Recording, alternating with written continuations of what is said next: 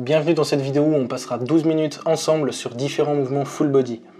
Que ce soit en guise d'échauffement avant une séance, de cool down après une séance, sur un jour de repos ou encore le matin au réveil ou le soir avant d'aller se coucher, ce type d'entraînement se prête parfaitement à ces situations.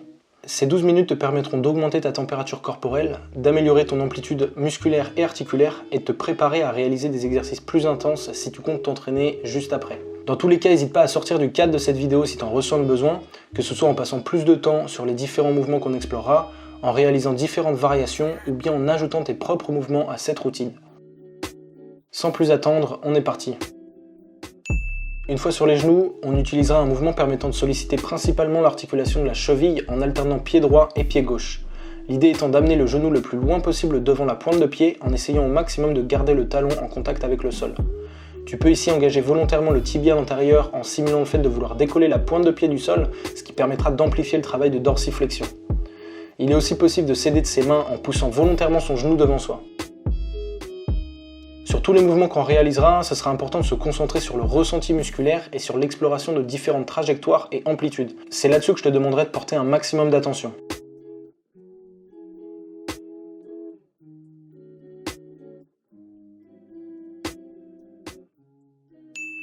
On passe à la suite et cette fois, on sollicitera davantage l'articulation du genou en exécutant un mouvement latéral en déplaçant son poids d'un côté puis de l'autre, ce qui permet d'observer comment réagissent tes genoux à cette différence d'intensité de droite à gauche. Les mains sont ici pour se stabiliser, mais aussi pour s'assister et pour veiller à ne pas positionner trop brusquement tout son poids de corps d'un côté ou de l'autre, donc utilise-les comme tu préfères, et si tu es plus à l'aise, tu peux parfaitement le faire sans les mains.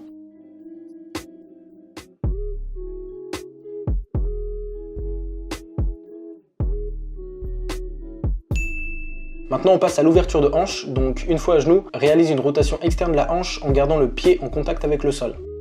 Alterne d'un côté et de l'autre et tu peux également réaliser de légers rebonds en positionnant ton poids de corps vers l'avant, encore une fois pour solliciter l'articulation de la cheville. Utilise un rythme qui te permet de ressentir au mieux l'ouverture de hanche, tu peux aussi modifier ta vitesse dans un seul et même mouvement, par exemple en commençant lentement, puis en accélérant petit à petit. Ce mouvement sera particulièrement utile, surtout si tu es amené à réaliser des squats par la suite ou bien de la flexibilité comme du pancake, le grand écart facial, etc.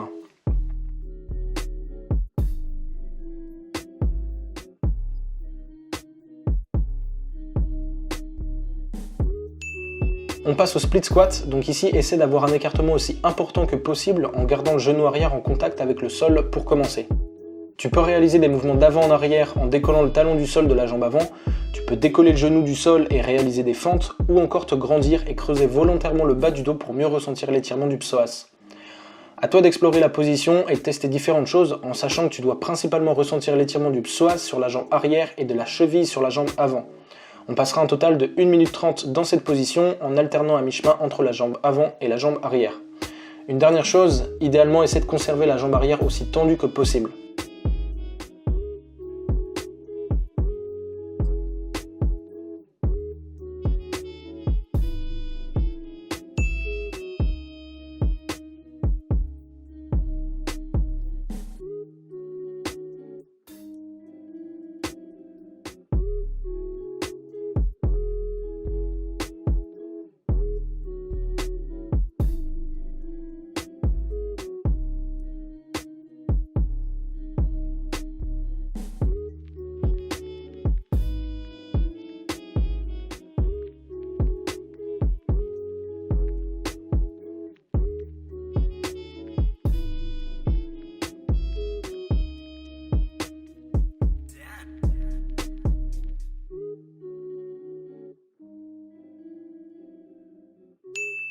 Désormais, on va passer à la position de pike, donc debout en gardant les jambes tendues pour étirer les ischio-jambiers et les mollets, à la position de squat pour l'ouverture de hanche et de cheville. Encore une fois, à toi d'utiliser le rythme qui te plaît et qui te permet de ressentir au mieux les muscles qu'on cherche à solliciter.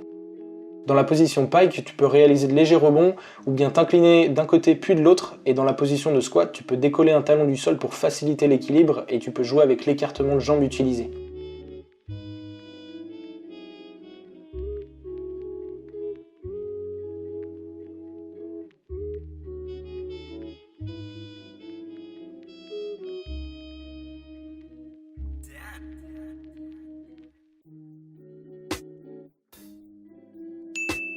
On repasse sur les fesses et on utilisera la position du pancake pour continuer à étirer les ischios. À toi d'explorer différentes trajectoires, tu peux aller de droite à gauche, réaliser des rebonds ou même de légères contractions PNF en engageant les quadriceps pendant un court instant, puis en relâchant la contraction. Tu peux aussi passer plus de temps d'un côté que de l'autre si tu as une différence importante de flexibilité entre ton ischio droit et ton ischio gauche, ou simplement si tu ressens le besoin de l'étirer davantage.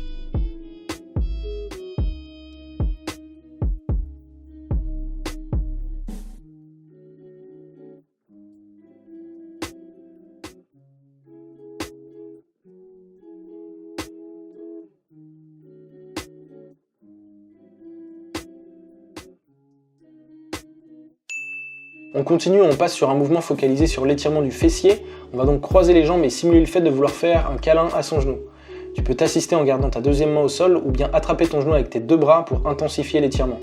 Essaie de te détendre ici en respirant profondément et en serrant de plus en plus fort ton genou sur ton buste. C'est un étirement particulièrement agréable et utile pour les personnes qui passent beaucoup de temps assis durant la journée. On passera donc 30 secondes dans la position de chaque côté.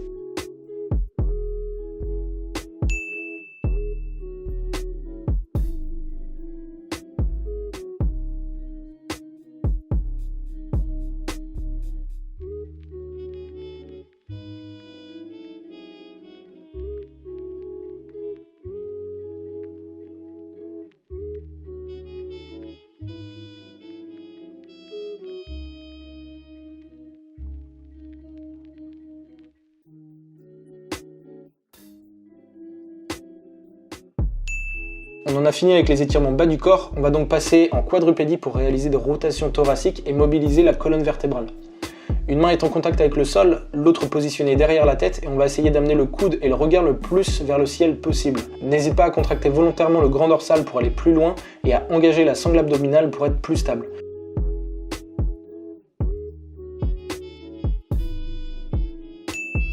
Une fois qu'un côté est fait, on change et on fait la même chose de l'autre bras.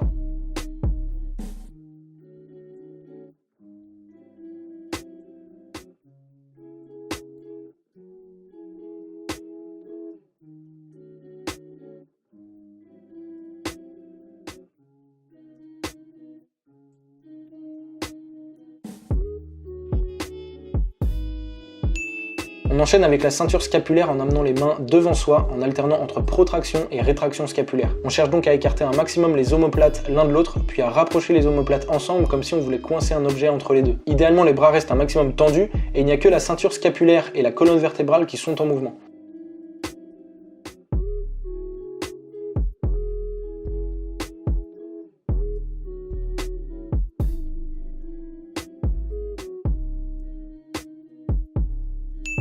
Pour la suite, on réalise un mouvement ultra complet qui permet de travailler sur son extension d'épaule, son gainage, sa stabilité et sa coordination avec un exercice qu'on appelle le cross pass under. Il suffit de décoller la main et la jambe opposée, puis de réaliser une rotation du buste. N'hésite pas à ralentir et décomposer le mouvement progressivement, puis une fois à l'aise, tu pourras enchaîner plus rapidement les transitions entre elles. On passera 1 minute à explorer cette position.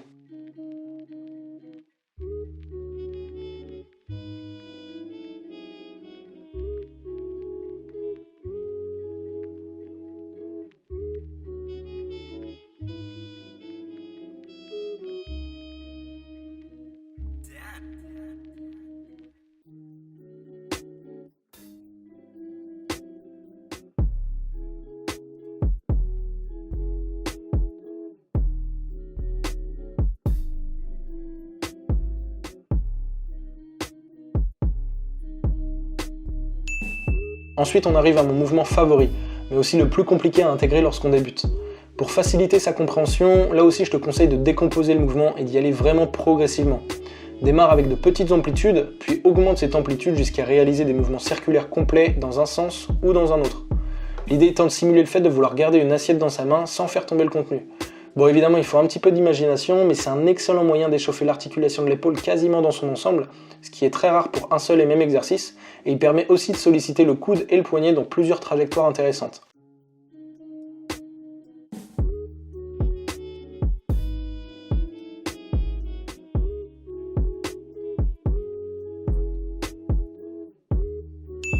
On passera 45 secondes à perfectionner ces spirales de chaque côté et te décourage pas si tu n'y arrives pas du premier coup, ça demandera probablement un peu de pratique avant de comprendre la mécanique du mouvement.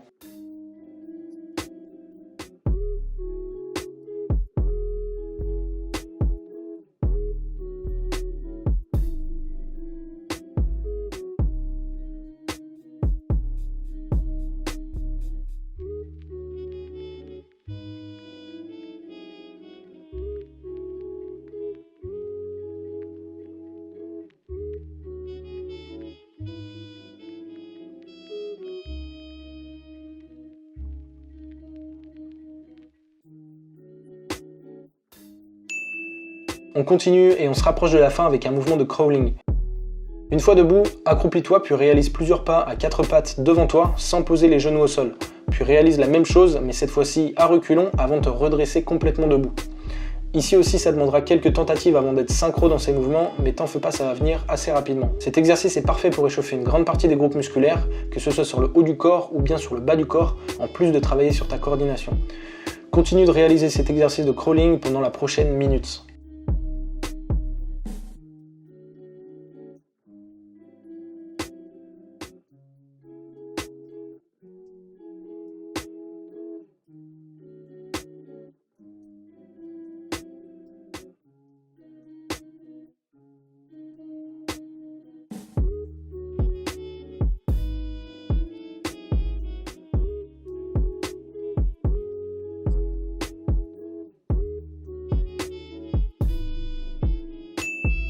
On termine avec un mouvement sollicitant les poignets en explorant différentes positions sur le dos de la main, sur le plat de la main, sur le côté, etc.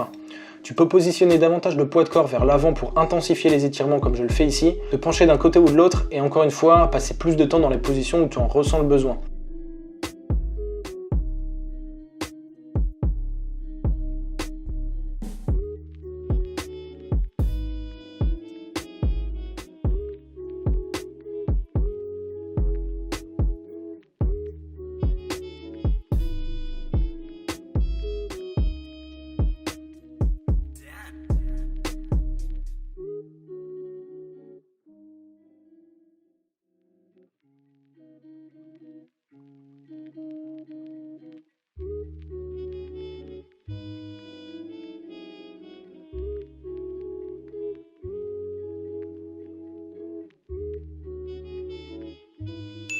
C'est terminé pour la session d'aujourd'hui, merci d'avoir pratiqué ces 12 minutes avec moi. Personnellement j'adore ce style d'entraînement pour m'échauffer ou encore pour prévenir des blessures et honnêtement je pense que ton corps lui aussi te remercie d'avoir pratiqué aujourd'hui. Comme d'habitude je te dis à très bientôt pour une prochaine vidéo. Salut!